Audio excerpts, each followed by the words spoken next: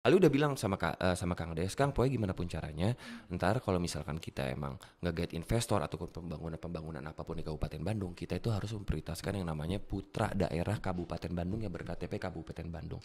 Tapi bukan cuma sekedar kita ngedorong, jangan kita ngedorong ngebantu putra daerah biar ibarat diprioritaskan, tapi giliran disuruh ngaduk semen nggak bisa, suruh ngelas nggak bisa. Nah, seharusnya gubernur sebagai kepanjangan dari pemerintah pusat, pelaksana daripada pemerintah pusat, sehingga saya lebih menyarankan pemerintah pusat membuat suatu kebijakan untuk mendorong, misalkan kita hitung berapa kebutuhan dalam menyelesaikan 4 persoalan yang tadi.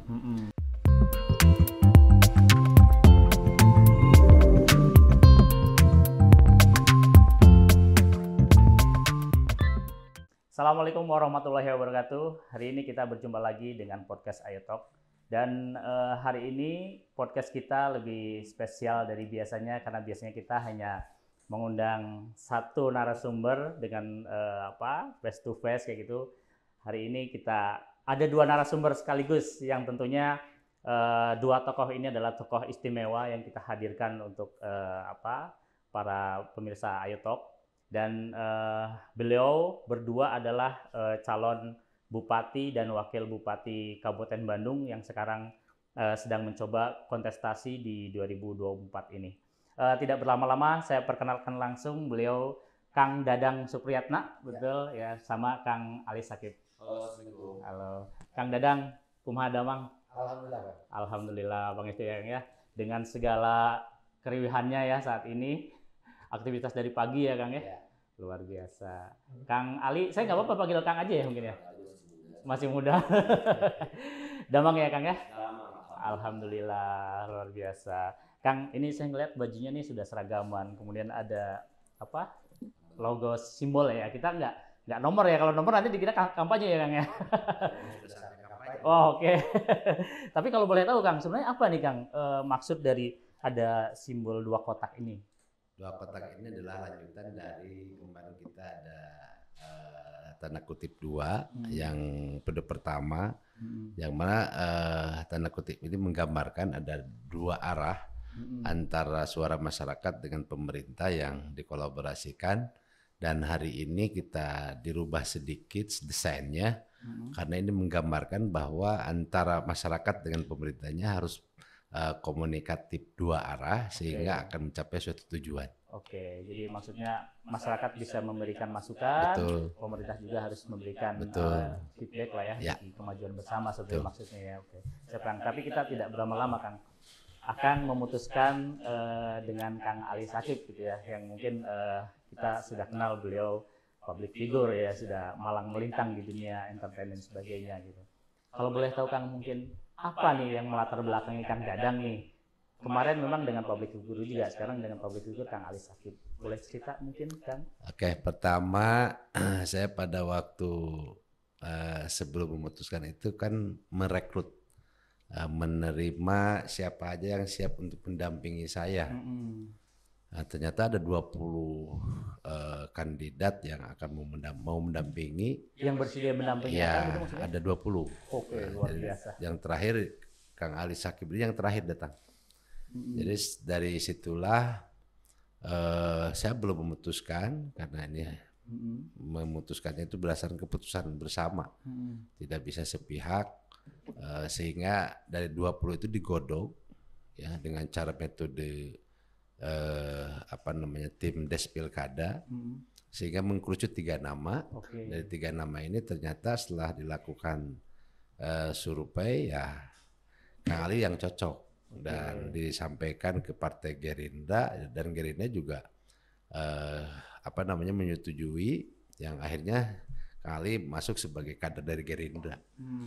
Nah dari situlah kita terbangun komunikasi yang lebih intens lagi, yang pada akhirnya semua koalisi menyepakati, karena ini berdasarkan hasil keputusan koalisi.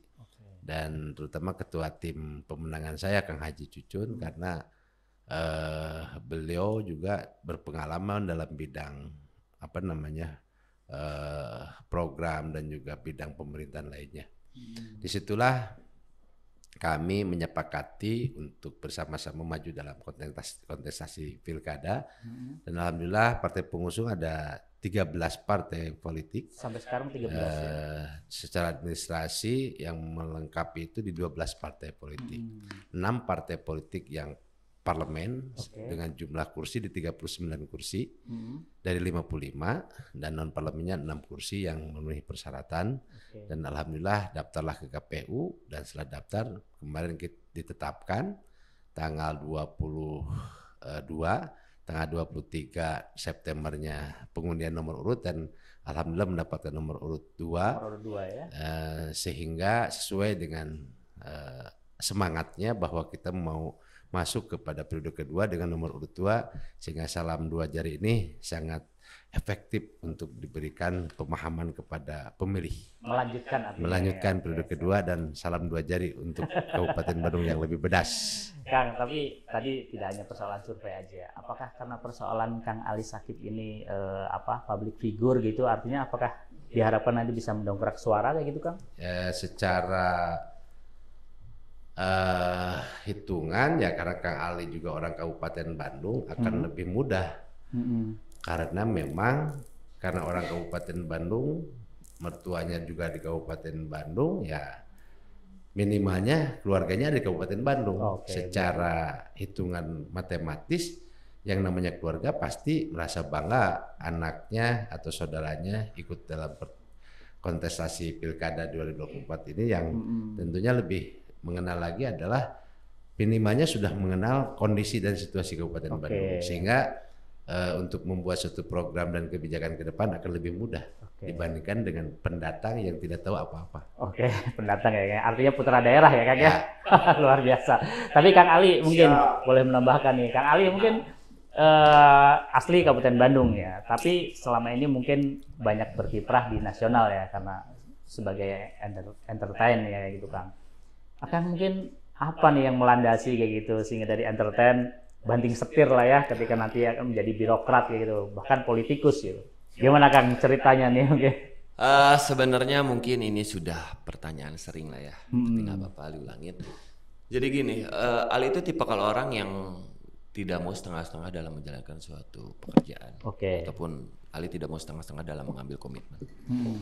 Sebenarnya kalau misalkan dipertanyakan kenapa Ali sekarang ngambil banting setir ke dunia politik, sebenarnya nggak dadakan kan.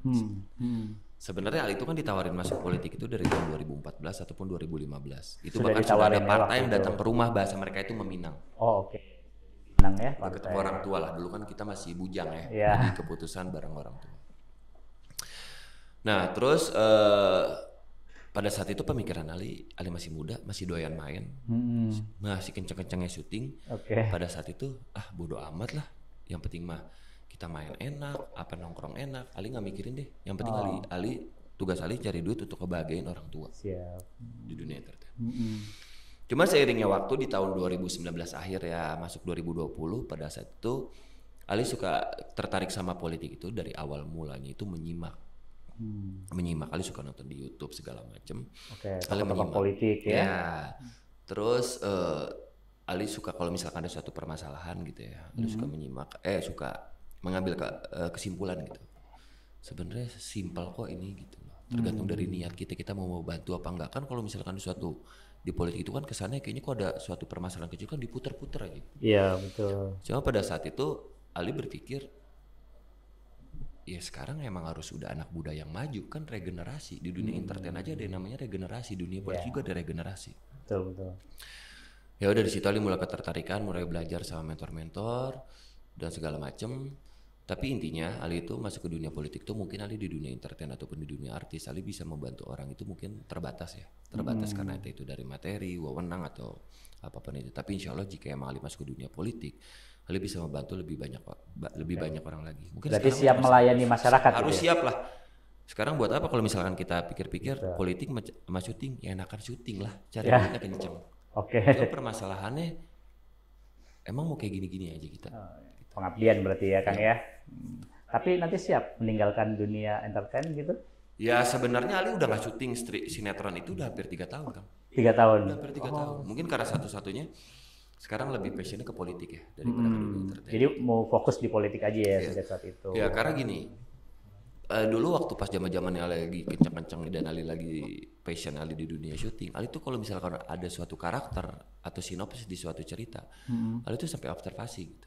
Misalnya karakter protagonisnya si ini tuh harus seperti apa, senyumnya seperti apa, senyum sadis sama senyum gembira tuh seperti apa. Bahkan Ali pernah jadi karakter jadi itu penghulu. Oh. Pada saat itu kali kan tiba-tiba pada saat itu observasi penghulu itu kan nggak boleh kan karena harusnya gempal karena dia makan terus kan karena naikin berat badan 100 kilo. Maksudnya di situ tuh arti dulu saking passionnya gitu, maksudnya harus gimana pun caranya kalau misalkan kita udah ngambil suatu komitmen ya kita harus fokus, harus maksimal berarti di situ ya. Oke, Kang, tapi Kang sekarang terjun di dunia politik dan sekarang rivalnya adalah entertain yang juga senior juga sekarang ya. Kang sendiri gimana nih Kang? Siap mungkin bertarung nih dengan seniornya? Ya sebenarnya kalau misalkan posisi kita dalam bukan bertarung kali ya, kita berkompetisi ya. Berkompetisi jatuhnya lebih tepatnya berkompetisi. Mau siapapun itu orangnya, ya kita harus siap gitu.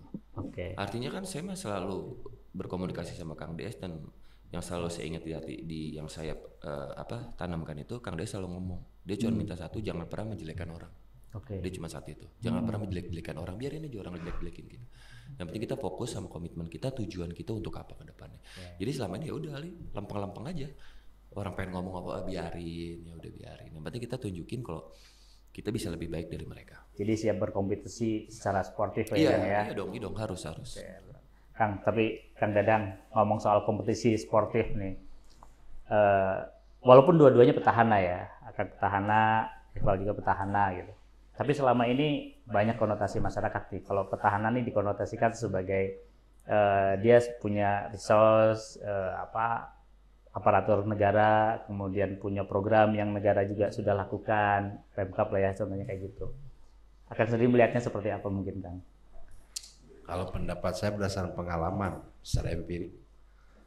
Saya 2 periode jadi kepala desa, saya 2 periode jadi anggota DPRD Kabupaten Bandung, 2 periode juga dari ketua KNPI, juga setahun jadi anggota DPRD Provinsi.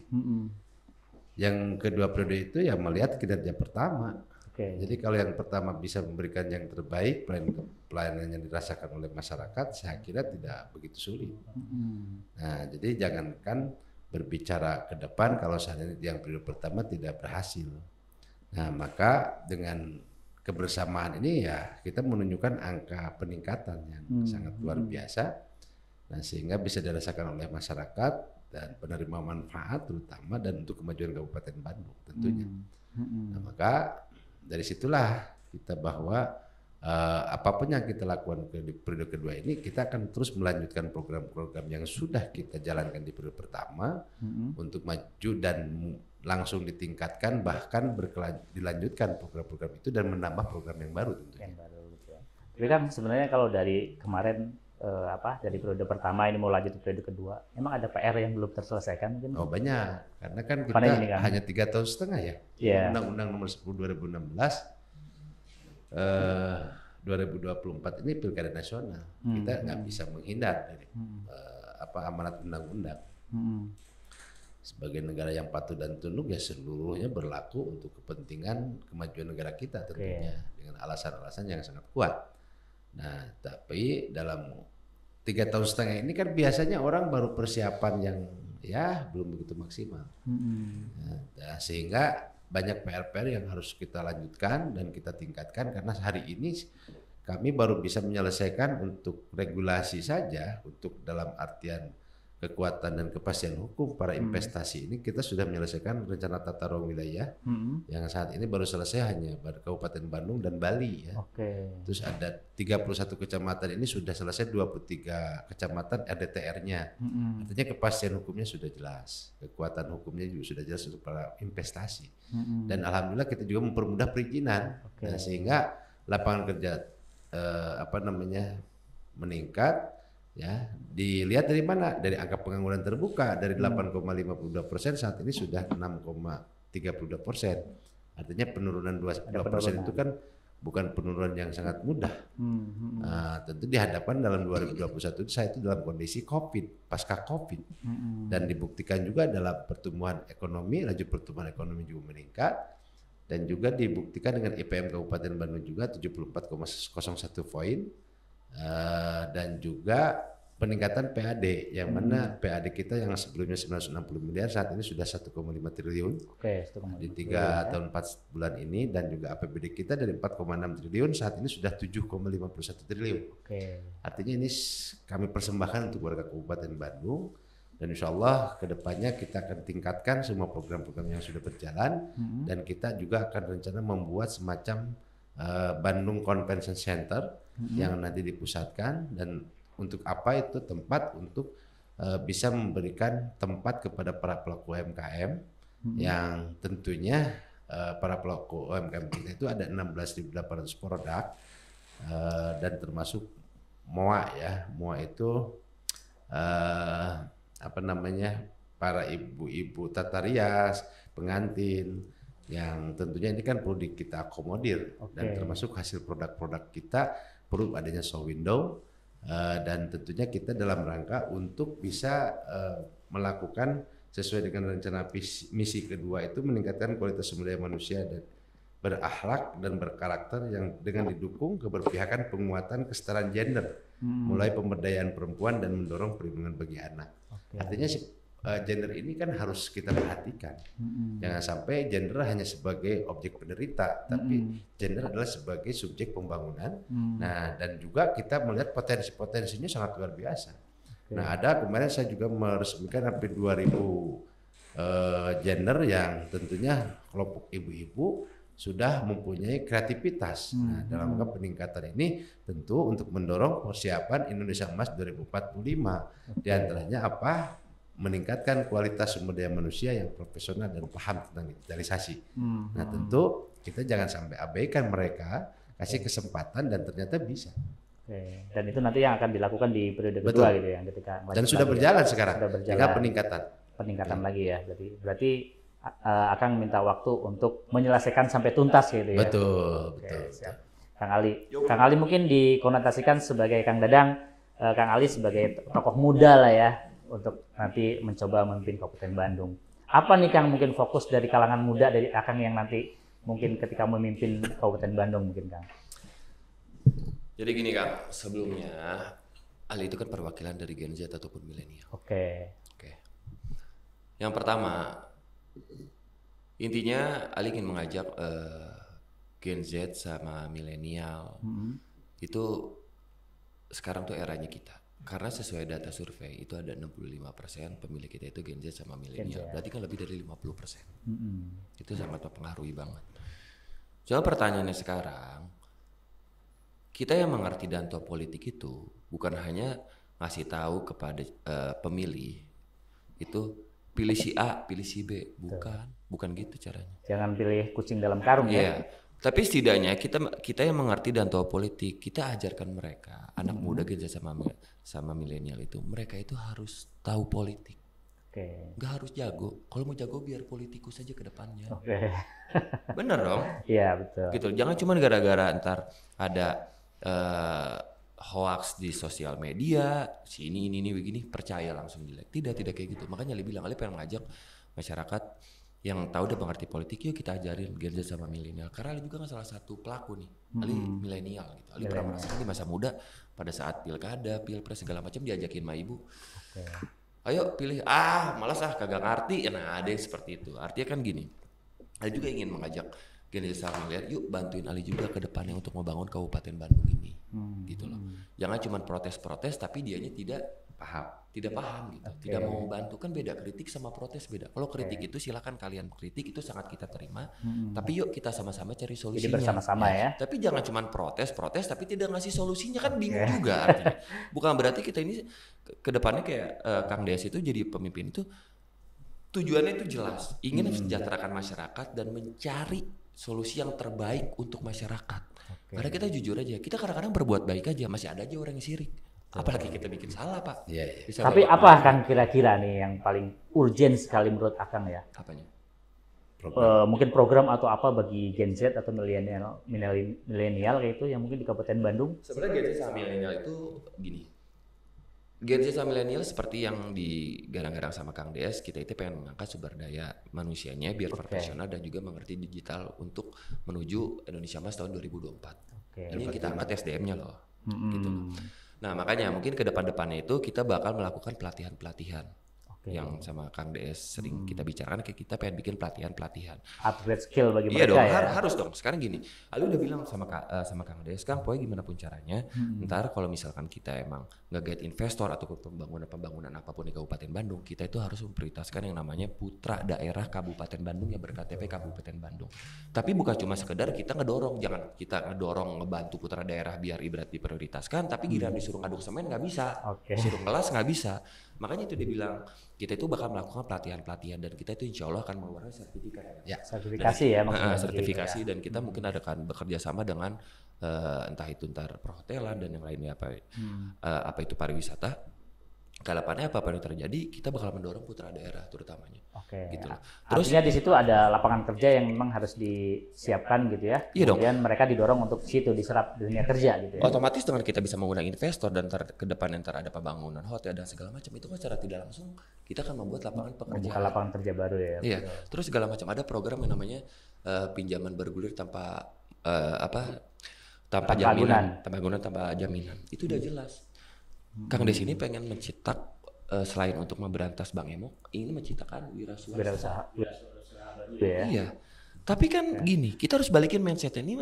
Kebanyakan mindset masyarakat itu dia berpikirnya mau usaha itu yang penting duit dulu. Tapi pas kira duit udah dipegang, kita tanya pengen usaha apa? Belum kepikiran. Percuma. Jadi mau dapat modal segampang apapun dan sebesar apapun, tapi mereka tidak punya konsep. Nah itulah yang bakal jadi masalah. Makanya ntar ke depannya balik lagi kita bikin pelatihan-pelatihan entah itu ntar untuk UMKM, untuk marketing cara digitalisasi, analisis cara packing yang baik seperti apa gitu. Mencari market seperti apa, kan itu yang harus kita. Itu yang ditunggu-tunggu oleh Gen Z kan. Mereka persoalan sekarang kan lapangan kerjanya nggak ada kan gitu. Sementara mereka mencari kerja susah sekali kan kayak gitu.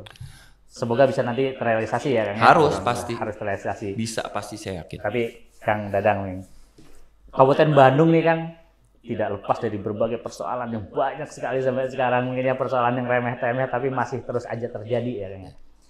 Banjir, kemudian sampah yang numpuk kadang di jalan, kemacetan. Masalah kemacetan kadang dari Kabupaten Bandung mau berangkat kerja ke kota semua. Kira-kira punya terobosan apa kan ketika nanti periode kedua lah kalau akan misalnya duduk lagi? Ada 4 isu yang tentunya menjadikan prioritas ke depan. Isu banjir, kemacetan, sampah, dan tata ruang. Nah tentu saya memberikan suatu gagasan bahwa saya akan mendorong harus ada kebijakan perintah dari pemerintah pusat. Karena kita tidak bisa bekerja sendiri kalau tidak ada perintah dari pemerintah pusat. Kenapa saya minta dan mendorong untuk ada perhatian dari pemerintah pusat? Karena ini aglomerasi.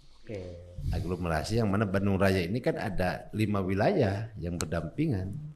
Kota Bandung, Kota Cimahi, Kabupaten Bandung, Kabupaten Bandung Barat, dan Sumedang.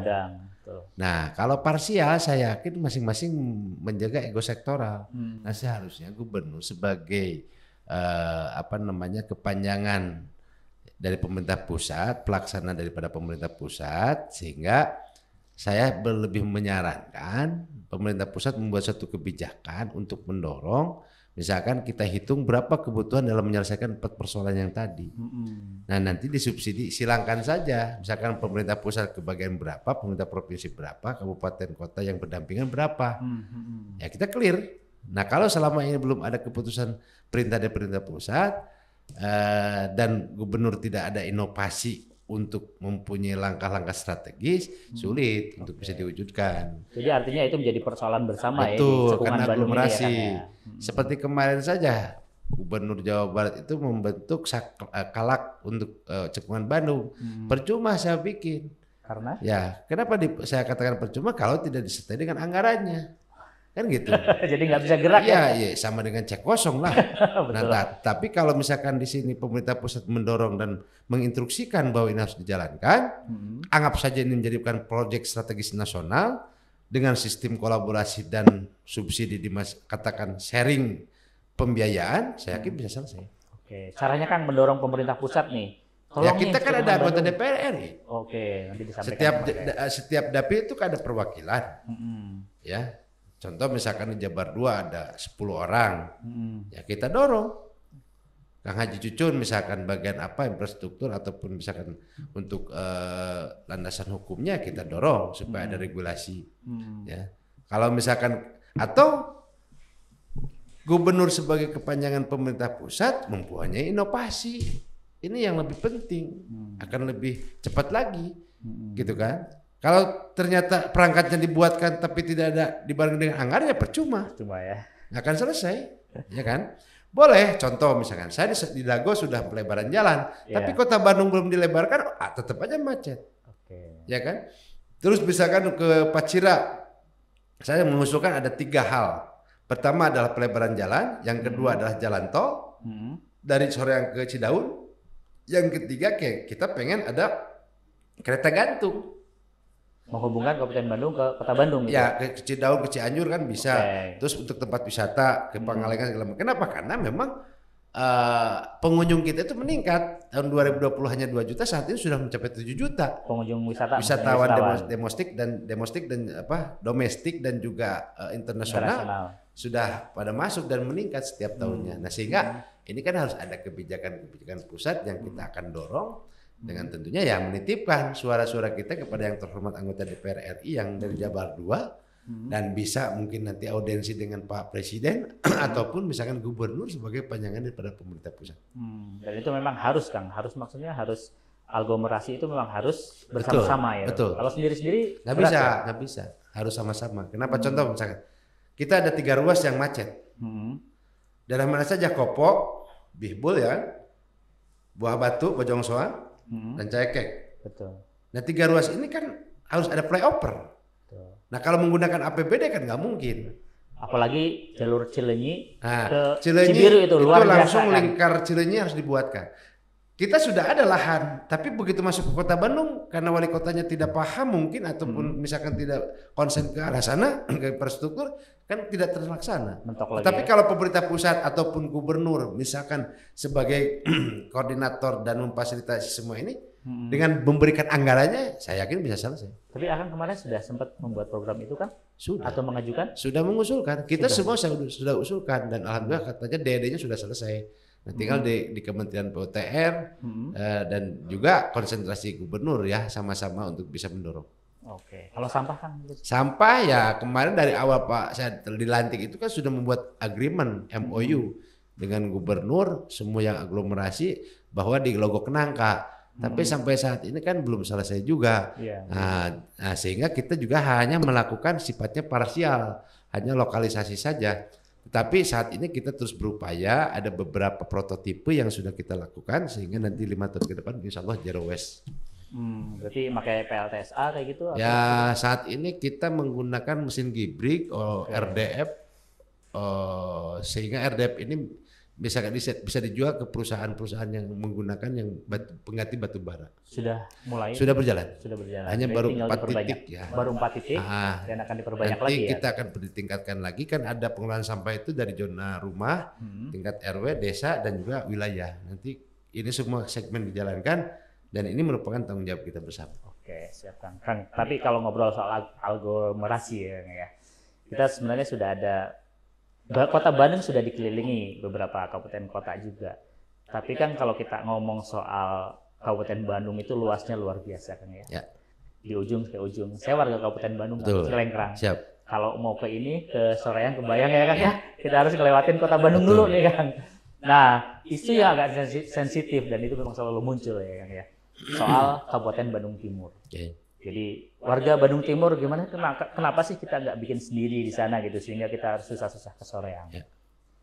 Pendapat Akang sendiri gimana? Pendapat saya urusan pemekaran mah mudah. Tapi setelah dimekarkan mampu dan tidak. Contoh Bandung Barat saat ini kan defisit 194 miliar. Ya dari APBD 1,2 triliun. Punya hutang kan maksudnya? Punya hutang. Nah ini kami tidak mau terjadi. Lebih bagus dekatkan pelayanan dulu sekarang. Kalau toh mau, nanti ada pemekaran penggabungan ataupun naik status desa ataupun kelurahan. Nah, selesaikan dulu infrastruktur itu. Terus yang kedua, pelayanan. Contoh, saya rencana ke depan itu daerah Celengkrang Cimenyan harus ada rumah sakit lagi. Saya akan dirikan, betul, antara dua kecamatan tadi. Terus pelayanan tentang untuk pembuatan KTP saat ini kan sudah berjalan nih, adanya anjungan Dukcapil Mandiri masing-masing desa. Ini baru 50%, nah 50% lagi 2 tahun yang akan datang kita bisa selesai. Karena dalam RPJMD kita 2026, karena saya kepotong setahun setengah, artinya kan harus dilanjutkan.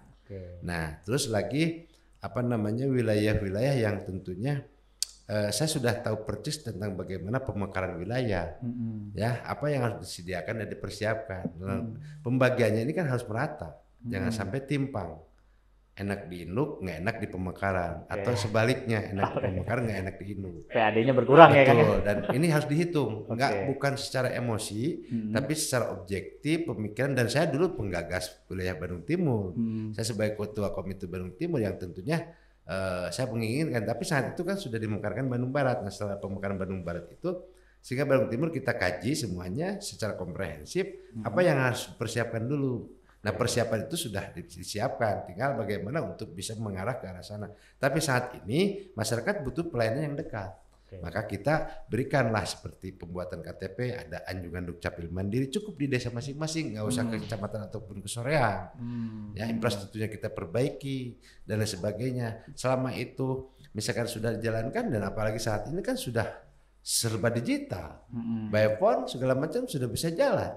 Apa yang diinikan lagi gitu kan. Terus hotspot tentang blank spot sudah kita bereskan. Nah, itu mungkin lebih baik ke arah sana dulu sehingga nanti mempersiapkan untuk kedepannya lebih mudah lagi. Oke, artinya sekarang jalan dulu yang ada. Betul. Gitu, ya. Kalau misalnya udah benar-benar siap nanti nggak apa-apa, nggak masalah. Nggak masalah. Contoh misalnya gini, KCIC Tegalor ada Tegalor Kabupaten Bandung. Betul. Wilayah itu kan perlu dikembangkan dulu. Yeah. Apakah bikin Bandung Convention Center sehingga nanti tempat perkumpulan di sana. Terus pengembangan daerah wisata di daerah tersebut itu disesuaikan dengan lokusnya. Pak Presiden pernah ngontrol ke sana, pengen ada pengembangan yang lebih cepat sehingga para pengusaha sudah pada masuk. Nah, ini kan kembangkan dulu. Dan yang keduanya ya tentunya masalah banjir. Kita juga harus berhitung dulu, jangan sampai ada masyarakat yang masih mengalami banjir. Contoh saya masih banjir kan. Nah, kenapa? Karena kemarin kan kita ada terobosan normalisasi sungai dari Cicalengka dan Cayakek itu non APBD dalam 100 hari kerja saya. Nah, alhamdulillah ini kan udah selesai. Tapi dampaknya ke kita. Akhirnya kita dorong lagi untuk membuat danau. Ada 6 danau rencana yang akan diusulkan. Danau itu multifungsi. Jadi multifungsi pertama bahwa danau sebagai penampung air sementara, yang kedua sebagai water treatment, diolah spam bisa menjadikan bahan baku air untuk PDAM. Yang ketiga mengisi air bawah tanah. Yang keempat tempat wisata. Bahkan yang kelimanya bisa menjadikan tempat untuk energi, untuk PLTS bisa dibangun di atas air. 6 titik ya rencananya. Betul. Ya? Rencana 6 titik. Oke, luar biasa kan. Kan kita ngobrol panjang lebar soal Kabupaten Bandung, pasti banyak sekali yang harus kita bahas ya kan ya. Kita nggak cukup waktu untuk bahas itu gitu. Tapi setidaknya apa yang sudah kita bahas tadi menjadi insight bagi masyarakat. Tapi ada pertanyaan terakhir nih Kang. Buat Kang Ali Sakib, buat Kang Dadang, buat Kang Ali nih. Sekarang akan maju lagi menjadi calon bupati dan wakil bupati Kabupaten Bandung. Pertanyaan simpelnya dan mungkin jawaban simpelnya seperti apa gitu Kang? Apa yang menjadi alasan warga harus memilih akang-akang semua nih untuk periode nanti? Kang Ali Sakib mungkin silakan. Udah jelas. Apa yang sudah dilakukan sama Kang DS itu bukan katanya-katanya. Kita bisa lihat by data, fakta dan data itu sudah jelas. Dan insya Allah ntar di Bedas Jilid 2 kan, kita akan lebih memaksimalkan lagi dan melanjutkan program-program yang sudah ada di Bedas 1. Pokoknya intinya hanya menyampaikan ke masyarakat kemenangan Bedas Jilid 2 adalah kemenangan masyarakat Kabupaten Bandung. Oke, siap, luar biasa. Terima kasih Kang Ali. Kang Dadang, seperti apa? Daripada kita gambling lebih baik yang jelas dan kerja nyata itu saja. Kinerja tentunya saya tidak usah komentar dan berbicara, tapi fakta dan kenyataan dan harapan termasuk realita yang ada yang saat ini sedang berjalan, itulah yang kita lakukan dan ke depan kita akan tingkatkan kembali. Oke, luar biasa Kang Dadang. Kalau melihat program, visi, misi, dan statement dari Kang luar biasa ini. Pertarungan sudah mulai, kompetisi sudah mulai ya Kang ya? Bukan cuma sekedar melihat, masyarakat sudah merasakan. Sudah merasakan, siap. Luar biasa. Kang Dadang Supriyatna hatur nuhun pisan, Kang Ali Sakib hatur nuhun pisan sudah mampir ke Ayo Talk. Semoga di lain waktu kita bisa ngobrol lebih panjang lebar lagi ketika nanti sudah duduk. Dan apa yang tadi sudah disampaikan saya berharap bisa betul-betul dilaksanakan ya Kang ya. Insyaallah selama saya udah komitmen dan berbicara insya Allah terwujud. Betul, luar biasa. Nanti kita tunggu komitmen dari akang-akang semua. Seperti itu perbincangan kita sore hari ini di Ayo Talk. Semoga bisa memberikan pandangan bagi masyarakat semua seperti apa yang akan diusung oleh Kang Dadang sama Kang Ali Sakib. Amin. Seperti itu aja Ayo Talk kali ini. Assalamualaikum warahmatullahi wabarakatuh. Waalaikumsalam warahmatullahi wabarakatuh.